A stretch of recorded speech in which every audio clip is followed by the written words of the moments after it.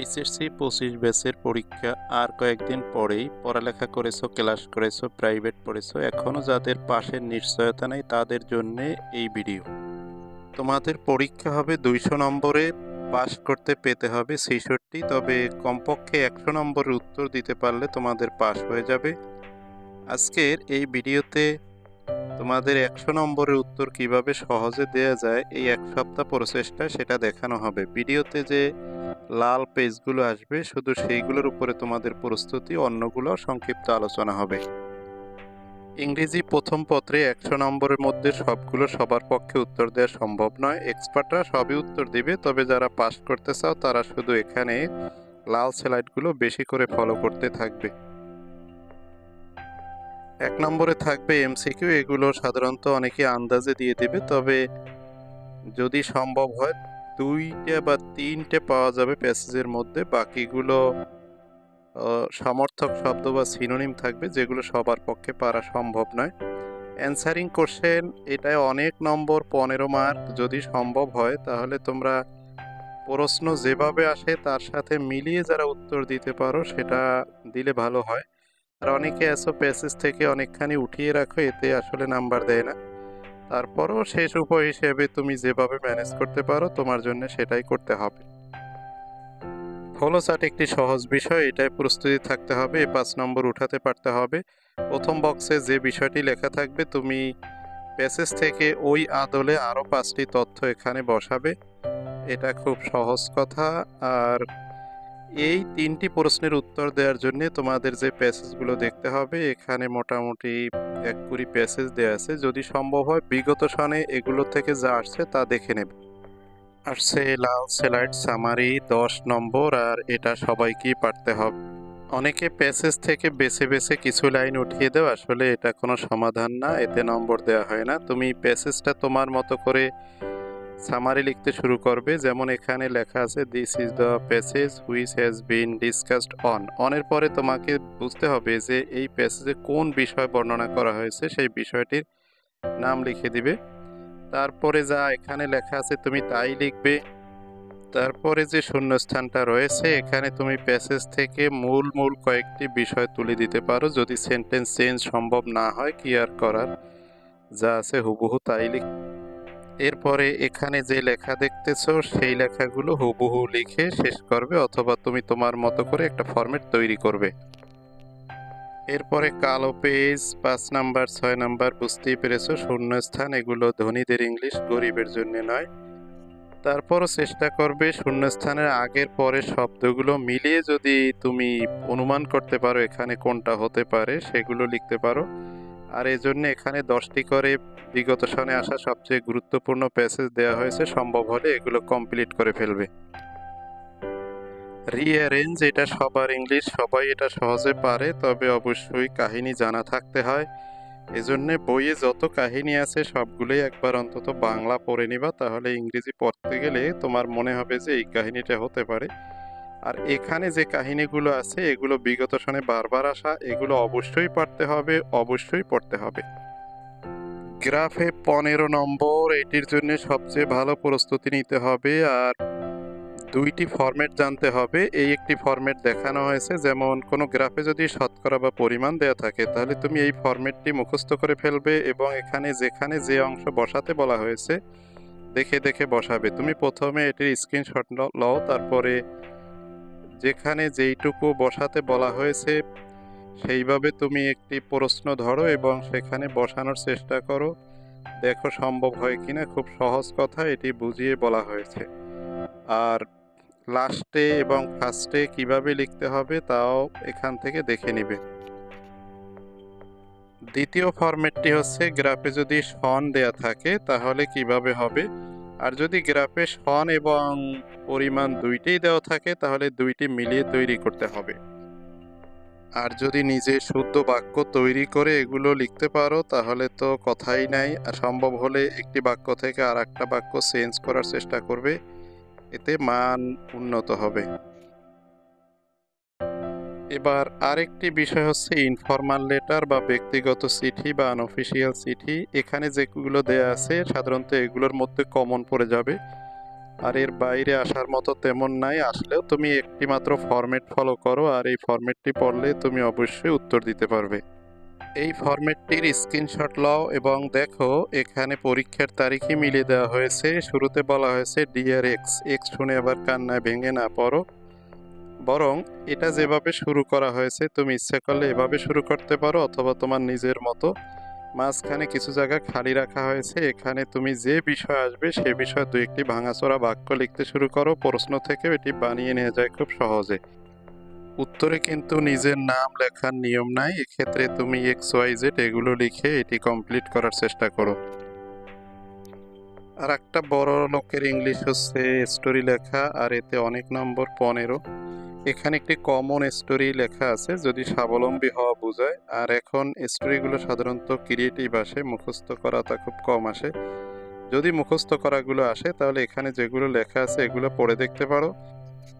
পরীক্ষায় দেখা গেছে অনেকে প্রশ্নে যেইটুকু স্টোরি লেখা আছে ওইটুকু লেখার পরে নিজের ইচ্ছে মতো প্রশ্নের মধ্য থেকে বিভিন্ন ইংরেজি উঠিয়ে দেয়, এতে অনেক সময় এক্সামিনার না দেখলে নম্বর দিয়ে দেয়, সেটা তোমার ইচ্ছা।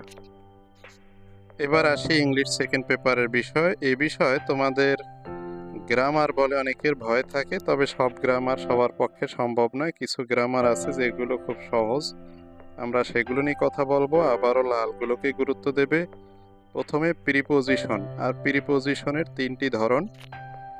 সবচেয়ে বেশি আসবে যেগুলো তোমার প্রশ্ন দেখে তাৎক্ষণিক অর্থ বুঝে মিলিয়ে নিতে হবে, এটি খুব কঠিন, সবার পক্ষে সম্ভব হয় না। আর কতগুলো আছে আগের শব্দের সাথে মিলিয়ে মুখস্থ করে রাখতে হয় বই থেকে। আর কিছু আছে নিয়ম, তবে নিয়ম পড়লে 1 নম্বরে যেগুলো দেখানো হয়েছে এই কয়টা নিয়ম যদি পড়তে পারো তাহলে ভালো হয়। এটা দেখেই বুঝতে পেরেছো 2 নাম্বার যেখানে 10টি শব্দ নির্ধারণ করা থাকে ওই 10টির মধ্যে আসে, প্রশ্ন খারাপ হলে শুধু এর বাইরে যায়। তো এই 10টি কোথায় কখন কিভাবে বসবে সে সম্পর্কে এখানে 10টা কথা লেখা আছে, তুমি এটি স্ক্রিনশট রাখো এবং এগুলো দেখার চেষ্টা করো। খুব সহজ করে বলা হয়েছে এবং কোনটি কখন বসবে, বিশেষ করে যখন গুচ্ছ, যেমন হটস লাইক এবং হট ডাজ লুক লাইক, এই দুইটার মধ্যে কি পার্থক্য এখানে দেখলেই বুঝবে। দেয়ার ইটের মধ্যে পার্থক্য, would rather, had better, have to, has to এগুলোর মধ্যে পার্থক্য আছে। কমপ্লিটিং সেন্টেন্স কখনো কমন পড়ে না, এগুলো নতুন করেই আসে, সুতরাং এগুলো যদি তুমি পারো লিখো। আর এখানে যে সেন্টেন্সগুলো দেয়া আছে এগুলো যদি একদম মুখস্থ থাকে তাহলে এর অনুরূপ অনেক পরীক্ষায় আসে, তাহলে তুমি সেগুলো উত্তর দিতে পারো। ভার্ব কারেকশনের নাম শুনলেই যারা ভয় পেয়ে যাও তাহলে এগুলো অত কঠিন নয়, এগুলো যথেষ্ট সহজ। যদি তুমি এখানে যে কয়টা নিয়ম দেয়া আছে এগুলো পড়ো তাহলে প্রায়টাই কমন পড়ে যাবে। তারপরও কিছু থাকবে যেগুলো তুমি মিলাতে পারবে না, সেগুলো আশা ছেড়ে দিতে হবে। তবে এই নিয়মগুলো স্ক্রিনশট নিয়ে ভালো করে পড়ে ফেলো। ন্যারেশন হচ্ছে ইংলিশ এক্সপার্টদের জন্য। মডিফায়ার, এখানে যে শব্দগুলো দেয়া আছে এগুলো মোটামুটি কাছাকাছি, এই শব্দগুলোই বেশি ব্যবহার করা হয়। তো এগুলো সহজে মনে রাখতে পারো এবং তুমি সুবিধা মতো যেখানে যেটা ম্যাচিং মনে হয় সেগুলো বসিয়ে দিও। পরবর্তীতে আমরা আরেকটি বিষয় নিয়ে কথা বলবো, তা হচ্ছে কানেক্টর।